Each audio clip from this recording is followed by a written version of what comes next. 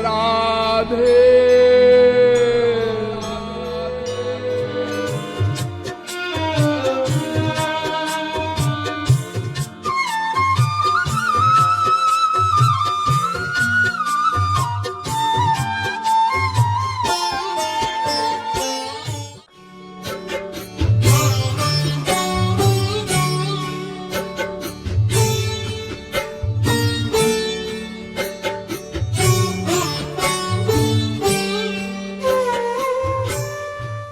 तो संसार में कोई किसी के सुख के लिए कुछ नहीं कर सकता। इसी प्रकार से संसार में कोई किसी के अनुकूल नहीं रह सकता। हम लोगों को बड़ी बीमारी है, ये हमारे खिलाफ क्यों जा रहा है, ये हमारे प्रतिकूल क्यों है, जबकि संसार में कोई भी व्यक्ति एक सेकंड को भी किसी के अनुकूल रह ही नहीं सकता। क्यों? क्योंकि प्रत्येक जीव के अंतःकरण में 3 गुण रहते हैं। अजामेकाम लोहित शुक्ल कृष्णाम वह्वीः प्रजाः सृजमानां सरूपाः अजो ह्येको जुषमाणो नुषेते जहात्येनां भुक्त भोगामजोन्यः।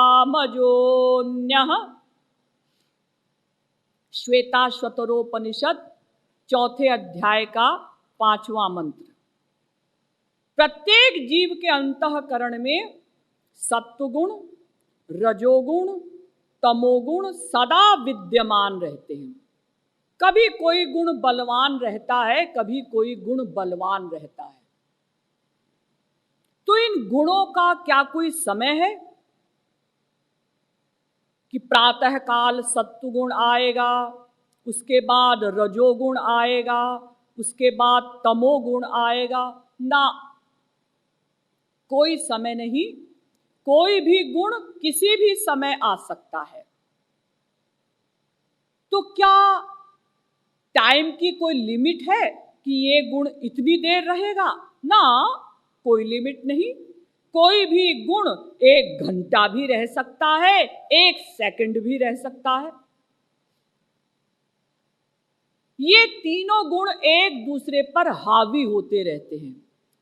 जैसे 3 पहलवान हो और वो कुश्ती लड़े, एक ने दूसरे को गिराया, दूसरे ने तीसरे को गिराया, तीसरे ने फिर पहले को गिराया। जिस गुण का वातावरण मिलता है वही गुण बलवान हो जाता है। जैसे आप देवोपासना में बैठे हैं, आपके अंदर सत्व गुण है। इतने में आपकी बेटी आपको आवाज लगाती हुई आई, पापा पापा। उसका चिंतन करते ही आपके अंदर रजोगुण आ गया। थोड़ी देर में आपका कोई दुश्मन आ गया और उसने आपसे कहा, क्यों बे बदमाश, कल तू क्या कह रहा था? तो आप एक ओर लड़की को खड़ा करते हैं, दूसरी ओर रामायण रखते हैं और आप खड़े हो जाते हैं। क्या कहा? मुझे बदमाश कहा? भविष्य में मुझे बदमाश कहा, तुम्हारे दांत तोड़ देंगे। देखिए, आपके अंदर तमोगुण आ गया। इन्हीं गुणों के कारण किसी की किसी से पटती नहीं, और इन्हीं 3 गुणों के कारण हम लोग आज तक ना भगवान को समझ पाए, ना संतों को समझ पाए। कैसे?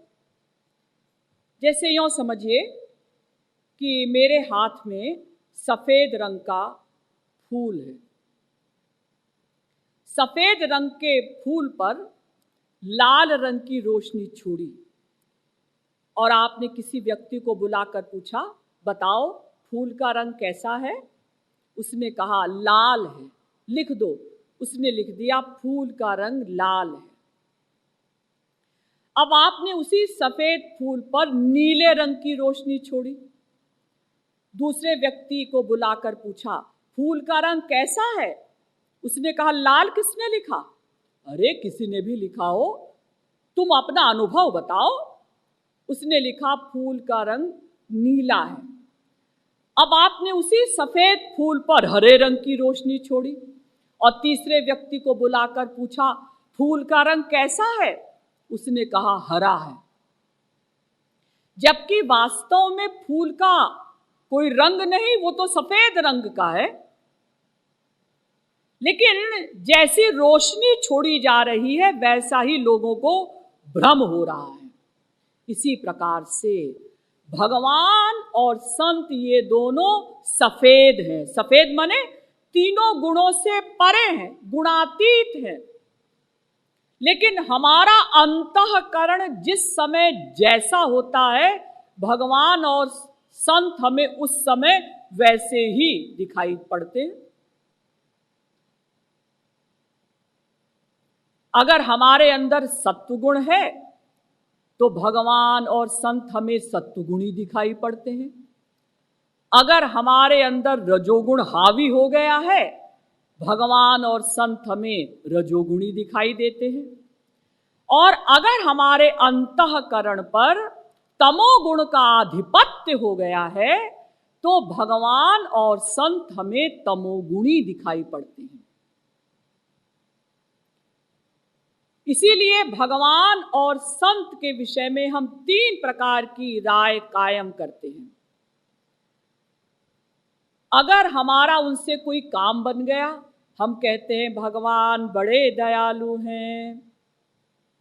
काम नहीं बना, बिगड़ा भी नहीं, तो हम कहते हैं जी दयालु क्या है? हाँ, न्याय अवश्य करते हैं, न्यायाधीश है।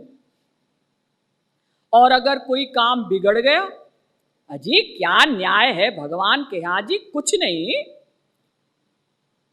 हमारे पड़ोसी के 11 बच्चे थे, 12वां हो गया, और हमारे एक ही बच्चा था, वो भी मर गया। कुछ न्याय नहीं भगवान के यहाँ। आप कहेंगे दीदी हमने तो भगवान के लिए कभी ऐसा कहा नहीं, बोला नहीं। अरे बोला नहीं तो सोचा होगा ना। भगवान तो सोचना नोट करते हैं।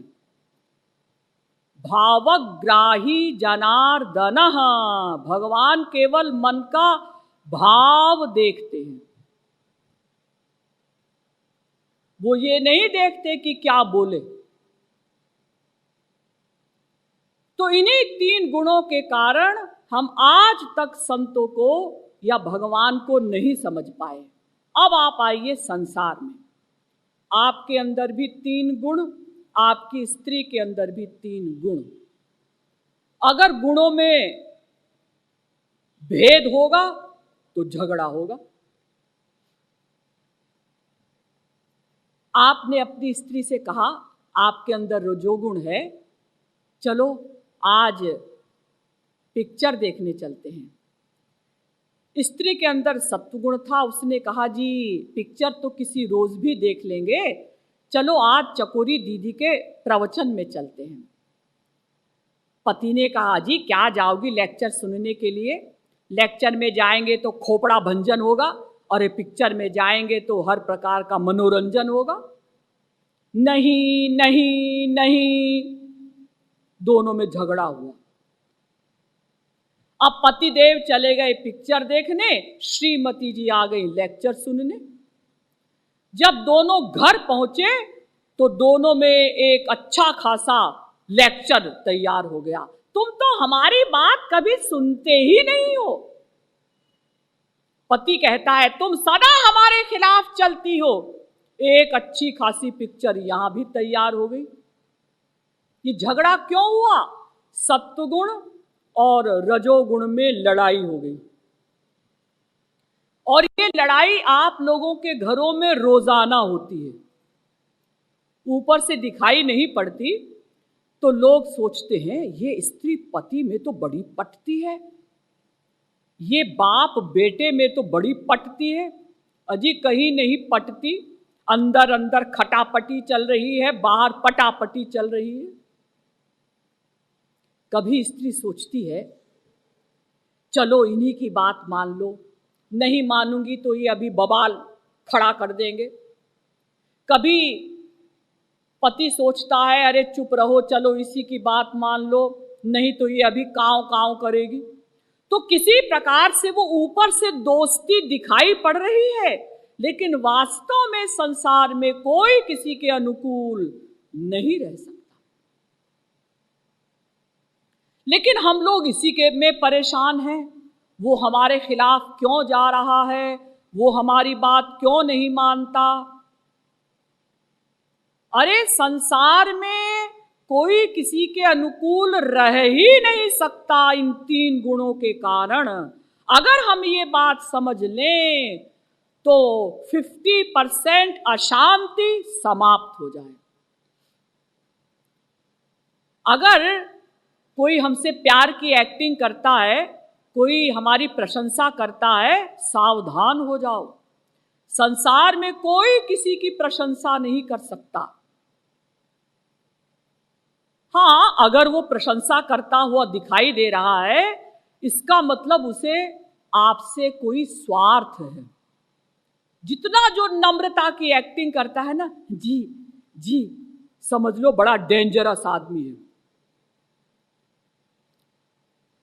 लेकिन बड़े आश्चर्य की बात है कि हम लोग अपना स्वार्थ सिद्ध करने के लिए दूसरों की झूठी प्रशंसा करते हैं, लेकिन जब दूसरा व्यक्ति अपना स्वार्थ सिद्ध करने के लिए हमारी झूठी प्रशंसा करता है तो हम उसे सच मान लेते हैं। बिल्कुल ठीक कह रहा है, क्योंकि हर व्यक्ति ऐसा समझता है कि हम समझदार हैं, बाकी सब मूर्ख हैं। अर्थात संसार में कोई किसी के अनुकूल नहीं रह सकता। जब जब हमारे यहाँ संत आए, हमने उनमें दोष देखे, छिद्रान्वेषण किया। यहां तक कि भगवान के अवतार आए, उनमें भी हमने दोष देखे। और जब वो चले गए तो हरे राम राम राम हरे हरे, ये हम लोगों का हाल है। जब हमें कोई चीज मिलती है, कोई संत महात्मा मिलता है, तब हम उसका मूल्य नहीं समझते, उसकी आज्ञा का पालन नहीं करते, उसकी सेवा नहीं करते, और जब वो चला जाता है तब हम उसका मूल्यांकन करते हैं। जिस समय चैतन्य महाप्रभु नवद्वीप में थे तो वहां के लोगों ने उनका रहना मुश्किल कर दिया। अगर वो कमरा बंद करके कीर्तन करवाते तो लोग कहते कमरे में गुंडागर्दी करता है। और जब उन्होंने कमरा खोलकर कीर्तन करवाना शुरू किया तो लोगों ने कहा अजय शो करता है, दिखावा करता है कि हमें बड़ी भक्ति है। और जब वो चले गए तो हर व्यक्ति मानने को तैयार है कि वो राधा जी के अवतार थे। इसी प्रकार से एक बात और समझ लीजिए कि संसार में कोई किसी को अच्छा नहीं कह सकता। हमको बड़ी बीमारी है, लोग हमें अच्छा कहें, लोग हमारी प्रशंसा करें। सारा समय, सारी विल पावर हम इसी में बर्बाद कर देते हैं, लोग हमें अच्छा कहें, जबकि आपको कोई अच्छा नहीं कहता। जो लोग आपके मुंह पर आपकी तारीफ करते हैं ना, आपके पीठ घुमाते ही आपकी बुराई चालू हो जाती है। बदमाश कहीं का, हमको पट्टी पढ़ाने आया था। और अगर आप लौट आए, आइए आइए आइए, होता जी हम यही कह रहे थे कि आप बड़ी जल्दी चले गए। इसीलिए हमारे यहाँ भर्तृहरि जी हुए, उन्होंने बड़ा सुंदर लिखा कि मौनान्मुखः प्रवचन पटुश्चाटुलो जल्पको वा धृष्टः पार्श्वे वसति च तदा दूरतश्चाप्रगल्भः क्षान्त्या भीरुः इत्यादि। अगर कोई व्यक्ति चुप रहता है, बहुत से लोग बहुत कम बोलते हैं, तो लोग क्या कहते हैं, अजी ये तो बिल्कुल बोलता ही नहीं है, ऐसा लगता है कि जैसे ये गूंगा हो, किसी ने इसकी जबान खींच ली हो। और अगर कोई बहुत बोलता है, अरे ये शर्मा जी तो इतना बोलते हैं कि हमें कभी रास्ते में मिल जाते हैं तो अपन तो रास्ता काट कर चले जाते हैं, कौन इनके साथ 1 घंटा दिमाग खराब करे। अगर आप किसी के घर में रोज जाते हैं तो लोग कहते हैं, अजी इसका टाइम फालतू होगा, हमारा टाइम भी बर्बाद करता है, रोज हमारे घर में आकर बैठ जाता है। और अगर कभी नहीं जाते, अजी अपने आप को बड़ा समझता है, कभी किसी के घर आता ही नहीं। अगर कोई आपकी बात को सह लेता है, बहुत से लोगों में सहन शक्ति अधिक होती है, उनको लड़ाई झगड़ा अच्छा नहीं लगता, तो लोग क्या कहते हैं, डरपोक है। और अगर आप तुरंत उसको जवाब दे देते हैं, लड़ाई करते हैं, अरे बड़ा तेज है, बचे रहना उससे। यानी आपका कोई ऐसा गुण नहीं जिसको सब लोग कहें कि हाँ आप अच्छे हैं, कोई भी नहीं आपको अच्छा कहेगा। द्वौ भूत सर्गौ लोकेस्मिन् दैव आसुर एव च। गीता में भगवान कहते हैं 2 प्रकार की पार्टी सदा से थी, सदा रहेंगी, अच्छी पार्टी, बुरी पार्टी। अच्छी पार्टी वाले बुरी पार्टी वालों को बुरा कहते हैं, बुरी पार्टी वाले अच्छी पार्टी वालों को बुरा कहते हैं। तो बुराई तो आपको मिलेगी ही, फिर क्यों ना आप अच्छे बन जाएं। आमूल सिक्तम पायसा घृतेन न निम्ब वृक्षो मधुरत्वमेति। सूक्ति। नीम के वृक्ष को आप कितना ही दूध से घी से सींचिए, वो कड़वा का कड़वा ही रहता है। इसी प्रकार से संसार वालों के लिए आप कुछ भी करिए, वो आपकी निंदा करेंगे ही।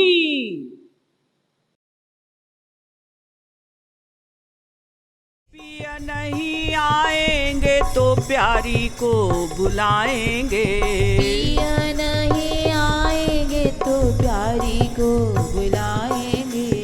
राधे राधे बोल श्याम भाजे चले आएंगे, राधे राधे बोल श्याम भाजे चले आएंगे। वो प्यारी जब आएंगी तो प्यारे भाजे आएंगे, प्यारी जब आएंगी तो प्यारे भाजे आएंगे।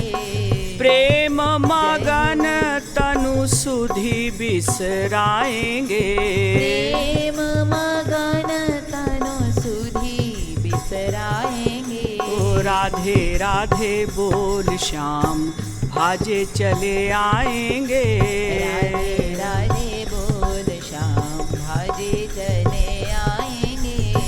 कभी तो हंसेंगे कभी आंसू बहाएंगे, कभी तो हंसेंगे कभी आंसू बहाएंगे। कभी तो हंसेंगे कभी आंसू बहाएंगे। कभी तो हंसेंगे कभी आंसू बहाएंगे। राधे जू के गुण गन, राधे जू के गुण गन मुरली में गाएंगे, राधे